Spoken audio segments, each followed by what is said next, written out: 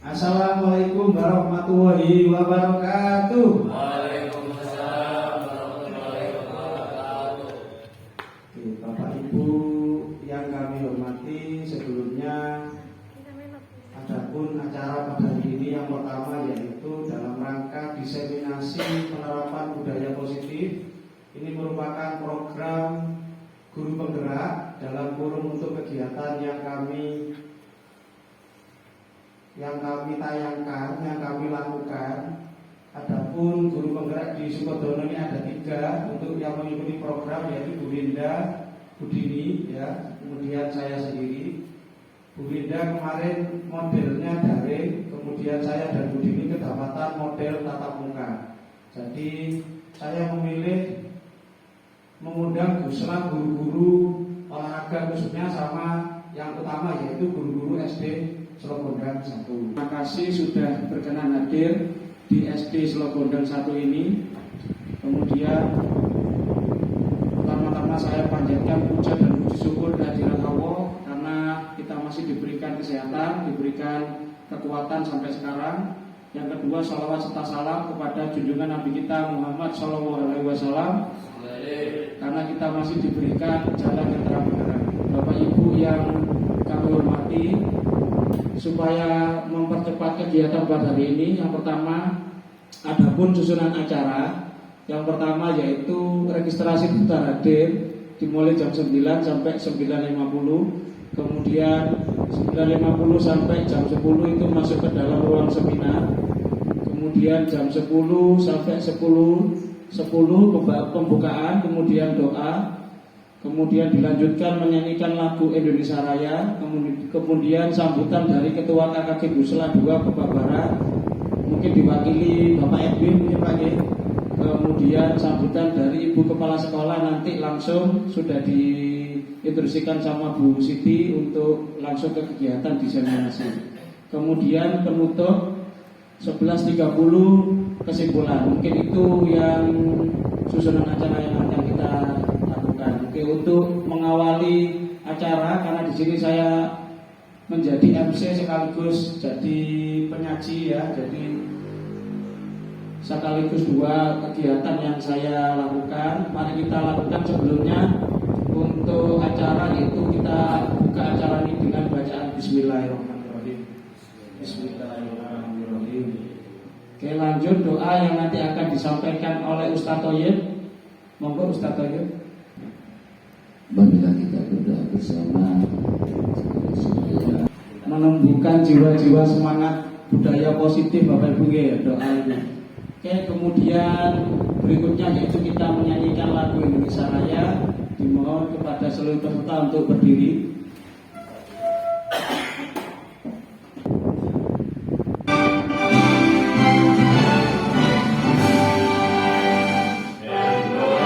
Sambutan dari Ketua KKG yang akan diwakili oleh Pak Edwin. Pak Edwin, ini Bapak sepatah kata buat kita, Pak, supaya semangat, Pak Edwin. Alhamdulillah, karena Pak Edwin ada pengurus KKG.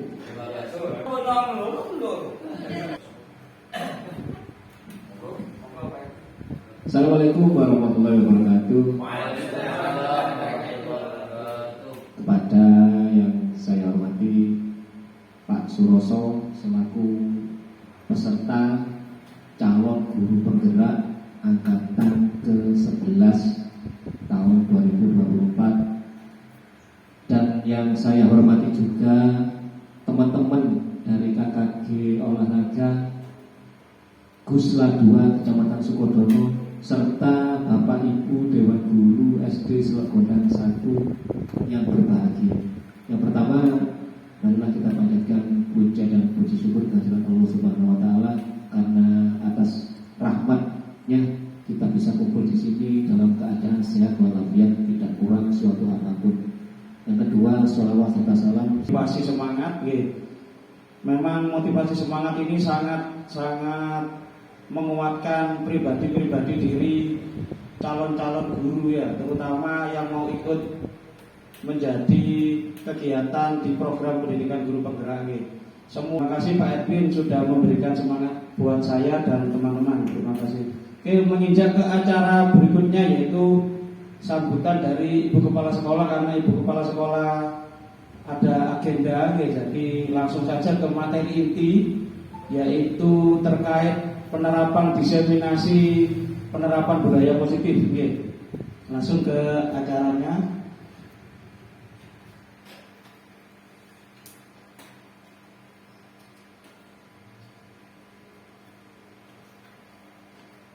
Oke ya, ini sedikit gambaran ya terkait untuk hari ini, Bapak Ibu ya.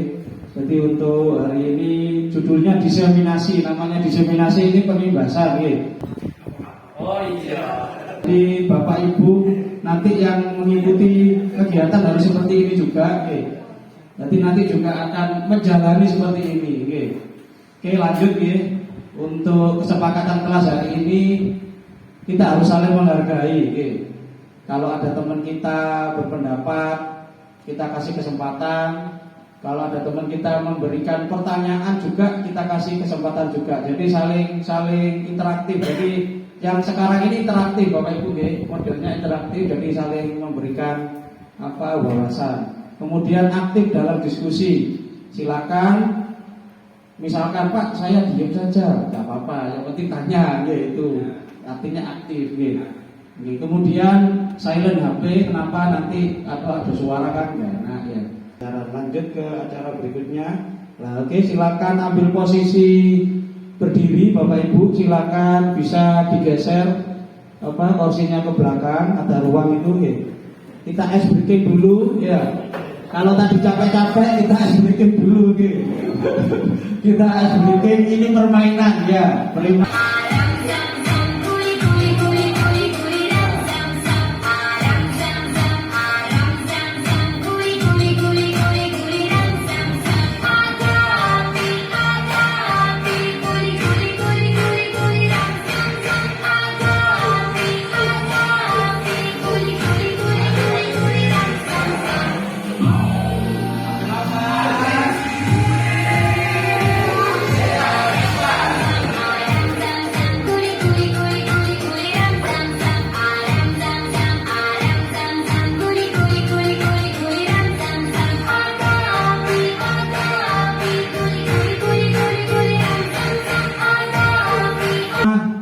Bisa memikirkan kita untuk lebih segar lagi, lebih fresh. Jadi itu saya tidak ngambil ice breaking yang berpikir Bapak Ki Hajar Dewantara yang merupakan Bapak pendidikan kita. Ki Hajar Dewantara ini memiliki filosofi, yaitu pendidikan pengajaran merupakan sebuah cara dalam memerdekakan anak untuk belajar. Pengajaran merupakan transfer ilmu pengetahuan kepada anak untuk bekal dalam kehidupan di masyarakat. Sedangkan pendidikan merupakan proses pembentukan karakter anak sebagai manusia dan sebagai masyarakat untuk mencapai kebahagiaan dan keselamatan dalam hidupnya. Di sini Ki Hajar Dewantara terkait pendidikan dan pengajaran memiliki filosofi, yaitu anak-anak kita merdekakan. Nah itu bukan hanya merdeka di kegiatan, tapi anak-anak harus pembelajarannya juga kita merdekakan. Dalam kurung tidak boleh terlepas dari pantauan dari Bapak Ibu guru. Jadi ada filosofi yang mentanyakan terkait profil dari Ki Hajar Dewantara, yaitu guru mengamba kepada murid. Artinya apa? Artinya guru harus selalu fokus kepada murid ya, berpusat kepada murid. Oke, lanjut. Nah, ini penerapan mindset budaya positif. Apa sih budaya positif itu? Yaitu perwujudan dari nilai-nilai atau keyakinan universal. Keyakinan universal ini sudah ada kita terapkan mulai dari KTSP, sudah ada dan diterapkan di sekolah. Lanjut, kemudian apa sih inti-inti dari konsep menciptakan budaya positif? Yang pertama yaitu disiplin positif dulu. Jadi kita terapkan disiplin positif dulu itu dari diri kita sendiri. Kemudian motivasi perilaku manusia itu ada dua, yaitu ekstrinsik dan intrinsik, dari dalam dan dari luar. Kemudian keyakinan kelas atau keyakinan sekolah ini juga kita terapkan. Ini bisa kita terapkan di sekolah kita. Kenapa? Karena kalau ada keyakinan kelas, insya Allah perjalanan kita untuk mengelola anak-anak akan lebih lancar lagi ya. Kemudian kebutuhan dasar manusia yang merupakan dari sentral yang kita akan terapkan di budaya positif. Kemudian posisi kontrol seorang guru, nanti ada 5 yang akan Bapak Ibu lakukan ya. Kemudian segitiga restitusi. Nah, ini yang sangat enak sekali dalam pembelajaran budaya positif. Kenapa kok asik segitiga restitusi ini? Karena di sini ada kegiatan di mana kita harus memposisikan sebagai guru, sebagai teman, sebagai manajer, nanti ada di segitiga restitusi ini yang kita akan terapkan. Lanjut. Oke, disiplin positif. Oke ya. Oke, disiplin positif merupakan salah satu cara penerapan disiplin yang bertujuan. Nah, ini ya, tujuannya menumbuhkan kesadaran serta memberdayakan anak untuk melakukan sesuatu tanpa sogokan, ancaman maupun hukuman. Jadi kalau ada sogokan, ancaman, hukuman itu artinya dia tidak menerapkan posisi disiplin ya. Itu. Oke, lanjut. Oke. Ada gambaran yang Bapak Ibu lihat di depan itu ya. Ada yang bisa menjelaskan Bapak Ibu, dibantu Pak Yudi Slogondan, Pak Toyib. Di situ ada gambar terkait yang pertama dari atas sendiri ya. Itu pembelajaran yang berpusat pada murid. Kemudian di sebelah yang warna hijau itu iklim sekolah yang aman, inklusif dan merayakan kebinekaan. Kemudian di sebelah kiri yaitu pendidikan reflektif, gemar belajar, berbagi dan berkolaborasi. Kemudian di tengahnya ada sekolah yang kita-kita-kitakan. Kemudian murid memiliki kompetensi dan karakter Pancasila. Pak Edwin bisa mungkin Bapak Ibu gambarkan murid memiliki kompetensi dan karakter Pancasila. Nah, ini sangat luar biasa dari namun kurang lebih detail lagi ya. Nah, ini maksudnya yaitu kenapa sih kok harus di tengah-tengah itu ada karakter, penanaman karakter Pancasila. Nah itu kenapa? Karena kalau lingkungan kita aman, ya iklim sekolah yang aman, pembelajaran yang selalu berpusat pada murid, kemudian pendidik yang reflektif, karena belajar serta berbagi dan berkolaborasi, itu akan menumbuhkan yang kita terapkan, yaitu sekolah yang kita ciptakan. Itu ya, misalkan kita bercita-cita anak kita mandiri, ya.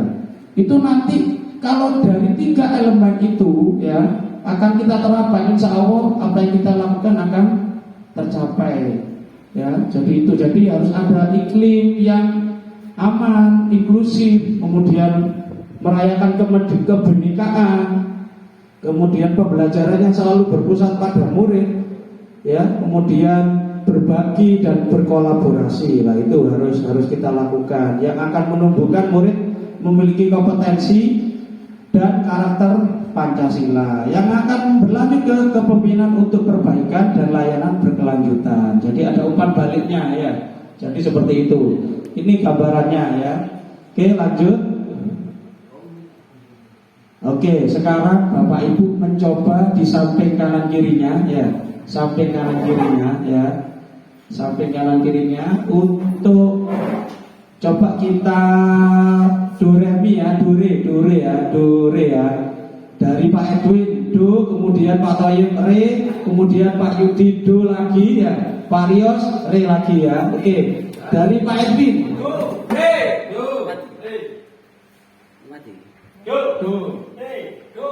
do re ya. Oke.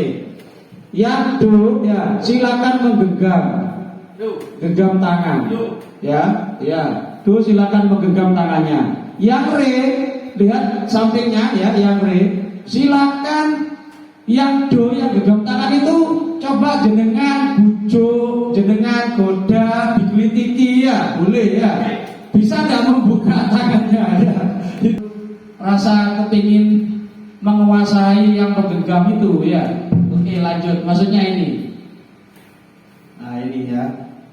Dari pertanyaan. Nah, ini kemungkinan jawaban. Pertanyaan pertama dan kedua itu bervariasi antara yang bersedia membuka dan yang tetap bertahan menutup kepala kepalan tangannya. Pertanyaan ketiga yaitu siapakah yang sesungguhnya memegang kontrol, yang menutup kepalan tangan atau yang berusaha dengan segala cara untuk membuka kepalan tangannya? Bisa dari. Terima kasih Bapak Suroso. Alasannya karena yang berperan sebelah kiri itu untuk membujuk agar sebelah kanannya itu bisa melepas dari genggaman. Nah, itu aja. Terima kasih. Oke, siap. Tepuk tangan buat Pak Ibi. Kalau dari Ustaz Tayyib, luar biasa. Tentunya dengan singkat saja, karena yang memaksa itu B, pastinya yang B itu yang apa itu tadi? Yang memegang kontrol. Yang memegang kontrol. Yang jelas itu yang butuh itu yang B, yang sangat membutuhkan. Kenapa? Karena ingin tahu apa yang diduga. Itu sekiranya itu dari kami. Assalamualaikum warahmatullahi wabarakatuh. Oke, luar biasa. Ada variasi beragam jawaban ya dari Pak Yudi dan Ustaz Thoyib. Oke, menurut Pak Thoyib tadi yang B, karena yang A itu jelas dia punya apa misi ya. Ayo bukaan, ngono ya, dibujuk ya, itu dirahasiakan kok dirahasiakan, ayo bukaan ya itu. Oke, yang genggam tangan coba mungkin Pak Pak Edwin. Apa tujuannya? Apa tujuannya itu? Kok genggam? Nah itu betul. Versi saya ini. Kenapa saya menggenggam, Pak? Yang saja ini punya rahasia. Iya betul. Terus tadi disebut digoda ya apa caranya tanganku ceno gini gitu ya. Nah oke lah.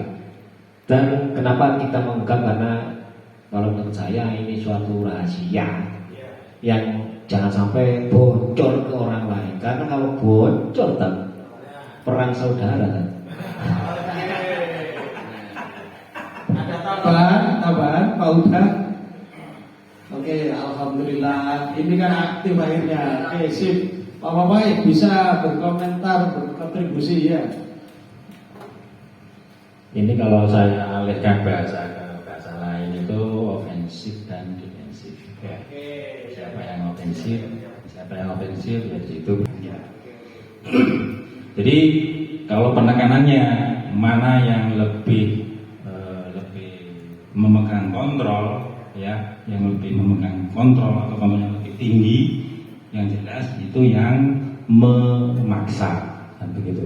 Jadi keingintahuannya itu untuk mengofensivitaskan diri itu sangat tinggi sekali. Yang defensif, yang defensif itu yang mempertahankan itu juga ada kontrol, tapi volume atau voltasenya itu lebih rendah. Karena kalau kita kaitkan ke pernyataannya Pak Edwin itu hubungannya dengan privasi.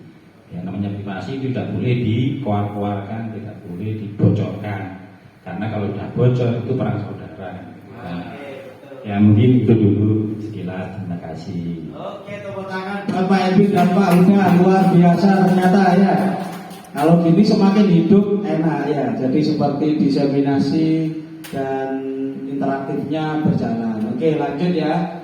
Memang tadi dari Pak Edwin, dari diri kita sendiri yang bisa mengaturnya, bukan orang lain. Ya itu bagus. Terima kasih Pak Uda atas arahan dari pengarahan tadi ya. Oke, lanjut. Ini maksudnya ya. Nah ini sebenarnya dari tadi itu ada beberapa kontrol ya, teori kontrol yang upaya yang tadi dilakukan itu ada ilusinya, yaitu ilusi guru mengontrol murid. Nah ini pada dasarnya kita tidak dapat memaksa murid. Jadi tidak iso murid, oh kudu pinter loh, ayo kudu pinter, jadi tidak iso ya.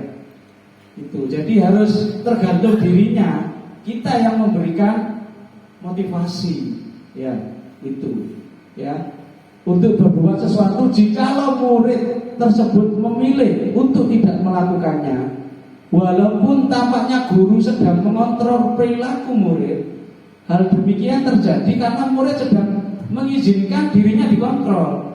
Itu jadi saya buka, nah itu ya. Jadi dibuka nang murid, silakan Bapak Ibu beri saya motivasi. Nah itu rahasianya, ini kan dibuka. Berarti tergantung dirinya, tergantung murid tersebut. Nah itu ya. Hal demikian terjadi karena murid sedang mengizinkan dirinya dikontrol. Saat itu bentuk kontrol guru menjadi kebutuhan dasar yang dipilih murid. Teori kontrol menyatakan bahwa semua perilaku memiliki tujuan, bahkan terhadap perilaku yang tidak disukai. Nah itu ya. Jadi dibujuk, ayo nanti dulu manis. Suatu perilaku tertentu adalah suatu usaha untuk mengontrol murid tersebut dalam jangka waktu tertentu. Artinya dalam jangka waktu pendek. Ya, misalkan ada intrinsiknya itu motivasi yang dari luar, ya itu.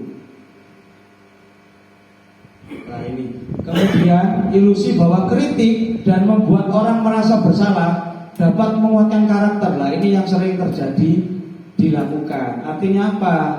Artinya untuk mengontrol murid menuju pada identitasnya, identitas gagal tersebut, mereka belajar untuk merasa buruk tentang dirinya.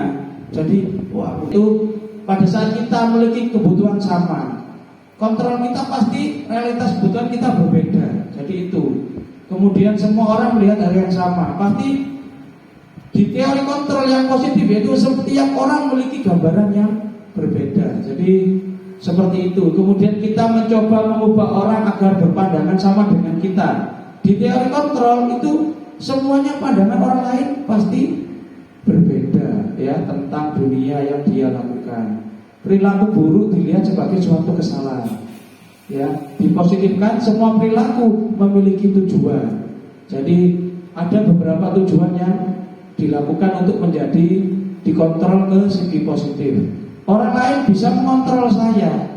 Dipositifkan yaitu hanya Anda yang bisa mengontrol diri Anda. Nah itu. Jadi jenengan yang bisa melakukan kontrol sendiri ya.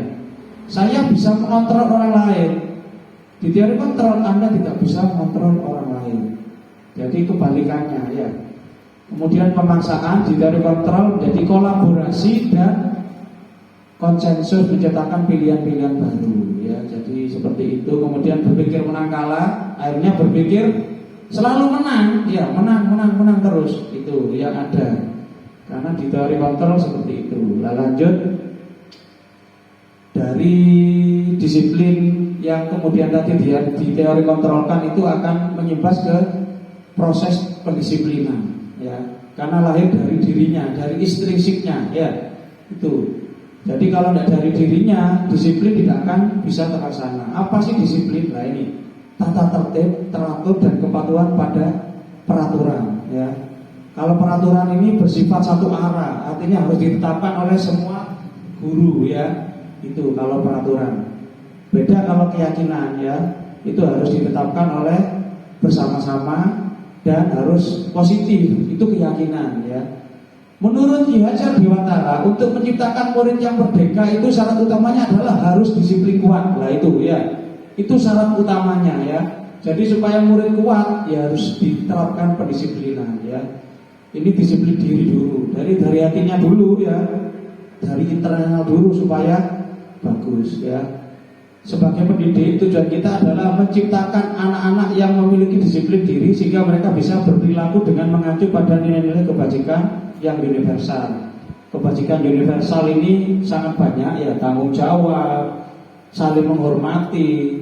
Nah, kebajikan yang sudah kita terapkan ini ternyata sudah dilaksanakan di kurikulum Merdeka, yaitu 6 elemen profil pelajar Pancasila itu ya, itu nanti itu yang kita bahas ya. Lanjutlah ini ya, di nilai-nilai kebajikan ternyata di kurikulum Merdeka itu sudah termaktub nilai-nilai kebajikan yang universal ya. Ini yang harus kita terapkan, yang harus kita terapkan bersama anak untuk membuat keyakinan kelas atau keyakinan sekolah ya. Ini beriman, bertakwa ya, tentunya Bapak Ibu sudah paham kan ya Bapak Ibu nih. Jadi ada 6 elemen ini yang harus kita terapkan ya di dalam nilai kebajikan yang universal. Oke, Bapak Ibu dari sini sudah jelas ya. Oke, lanjut ke berikutnya lah ini. Nah ini coba ada 2 kategori ini ya. dua kategori setuju dan tidak setuju ya. Ini yang akan bisa menciptakan nanti kebudayaan positif ya. Oke. Apakah dari 1, 2, 3, 4 itu satu hukuman di sekolah dapat mendisiplinkan anak? Apakah benar? Setuju apa tidak setuju? Setuju. Setuju. Oke. Satu setuju ya. Oke. Dua. Apakah ada yang tidak setuju yang nomor 1? Bisa setuju, bisa tidak. Oke. Nanti bisa gagaskan ya, Pak Ruda. Kemudian 2, pemberian hukuman dengan hal positif seperti membaca atau membersihkan halaman sekolah dapat meningkatkan disiplin anak. Setuju atau tidak setuju? Setuju. Setuju lagi Pak Tayyib ya. Oke, yang nomor 3, setuju juga memberi penghargaan dapat meningkatkan motivasi belajar anak. Setuju ya? Oke. 4, membuat anak merasa bersalah, memberi dampak lebih ringan dibanding menghukum.